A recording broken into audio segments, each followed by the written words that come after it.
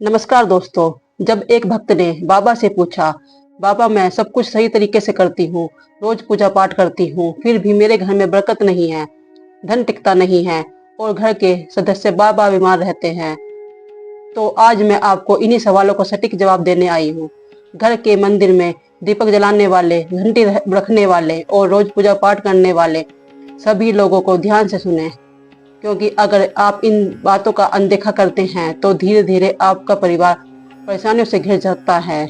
जीवन में चाहे कितनी भी मुश्किलें क्यों ना आ जाए, एक बात कभी मत भूलिए कि पूजा मंदिर में रखी घंटी, देवी देवताओं की मूर्ति और जलता हुआ दीपक, इनमें जुड़ी कुछ ऐसी गलतियां होती हैं जो अगर हो जाए तो इंसान की किस्मत का पहिया उल्टी दिशा में घूमने लगता है।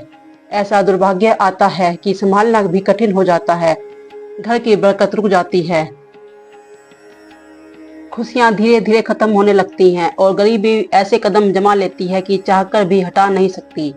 हो सकता है आप भी अनजाने में वही गलतियां कर रहे हो। इसी वजह से पैसा आपके पास टिकता नहीं, घर में अशांति बनी रहती है और सफलता हमेशा दूर ही नजर आती है। हम कई बार बिना समझे अनजाने में ऐसी गलतियां कर बैठते हैं जो हमारे भाग्य के दरवाजे बंद कर देती है, और जब सब कुछ हाथ से निकल जाता है तब हमारे पास सिर्फ पछतावा ही बचता है। बहुत से लोग पवित्र वस्त्रों को धर्म का प्रतीक मानकर मंदिर में रख लेते हैं, लेकिन वही सबसे बड़ी गलती कर बैठते हैं। आज हम आपको विस्तार से बताएंगे कि पूजा मंदिर में कौन सी चीजें रखना शुभ होता है और कौन सी चीजें अशुभ मानी जाती है। दीपक कब जलाना चाहिए, जलाते समय कौन सा मंत्र बोलना चाहिए, घंटी कब बजानी चाहिए, सुबह शाम कितनी बार बजानी चाहिए, शंख कब और कैसे बजाना चाहिए और उसे बजाते समय कौन सा मंत्र बोलना चाहिए, दीपक रोज साफ करना चाहिए या नहीं, मंदिर में कितनी मूर्तियां रखनी चाहिए और क्यों। ये 7-8 बातें सुनने से छोटी जरूरी लगती हैं, लेकिन इनका असर आपकी किस्मत पर सीधे तौर पर पड़ता है। ऐसी जानकारी आपको कहीं और आसानी से नहीं मिलेगी, चाहे आप कितना भी धन खर्च क्यों न कर लें। हम अपने मन में कोई बात नहीं बताते, यह सब ज्ञान और ज्योतिषी शास्त्र, धर्म और शास्त्र और ऋषि मुनियों की वाणी से मिला हुआ है और आपको सरल भाषा में समझाया जा रहा है।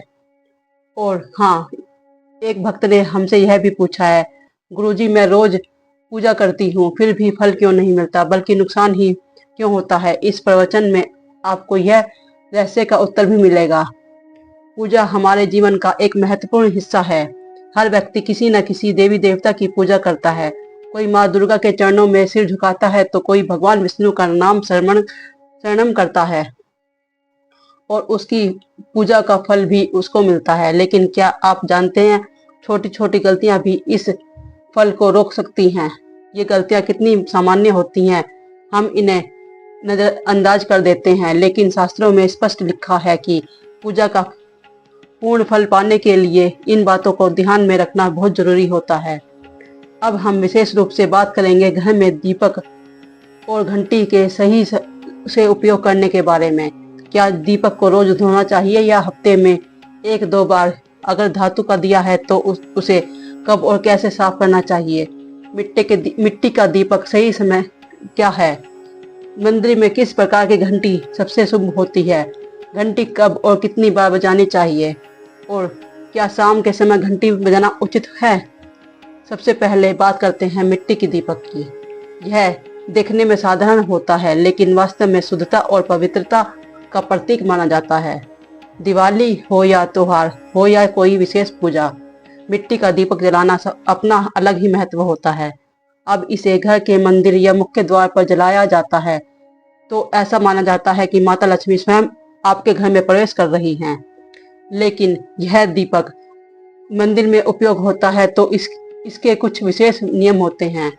मिट्टी का दीपक एक बार जलाने के बाद दोबारा मंदिर में उपयोग नहीं किया जाता। हर बार नया दीपक इस्तेमाल करना शुभ माना जाता है। इससे वस्तु दोष दूर होते हैं और घर में बरकत बनी रहती है।